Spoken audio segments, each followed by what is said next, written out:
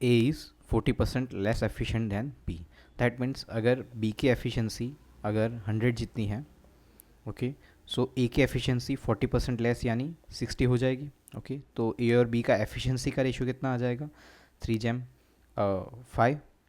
Then B who can do the same work in 20% less time than C।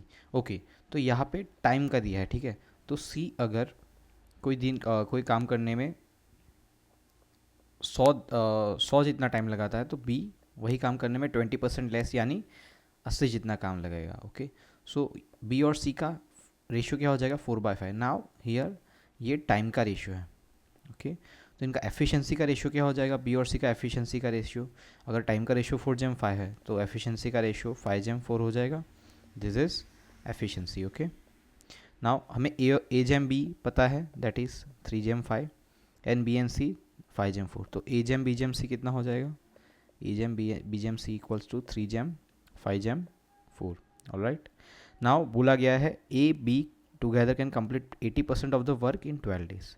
Okay, तो A and B together 12 दिन में काम करते हैं कोई काम को, कितना कि जो वर्क है उसका 80%, 80% यानी 4/5। ओके, 80% यानी 4/5 जितना work. Okay, then in how many days 60% of the work can be completed by b and c together. Okay, तो पहले हमें टोटल वर्क देखना पड़ेगा, तो इसको टोटल वर्क फाइंड करेंगे पहले। तो 4 3 12। ओके, अभी ए प्लस बी, सॉरी यहाँ पे प्लस है, दिस इज प्लस, ये मल्टीप्लिकेशन हो गया है। ओके, सो ए प्लस बी, क्योंकि एफिशिएंसी का प्लस होता है, मल्टीप्लिकेशन नहीं होता है, इंटू 3/5। अभी ए और बी का हमें वैल्यू पता चल गया है 3 एंड 5, तो 3 एंड 5 का वैल्यू रख देंगे 3 + 5 × 15। सो 15 × 8 would be 120।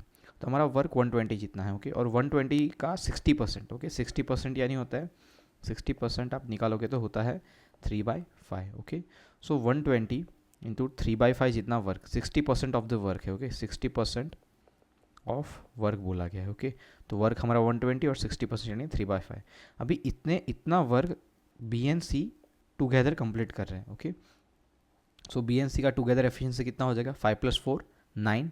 So time taken by b and c together would be work 60% of the work divided by efficiency of B and C together. Okay, efficiency of B and C together, that is 9. Okay, 9 जितना efficiency लेना पड़ेगा यहाँ पे।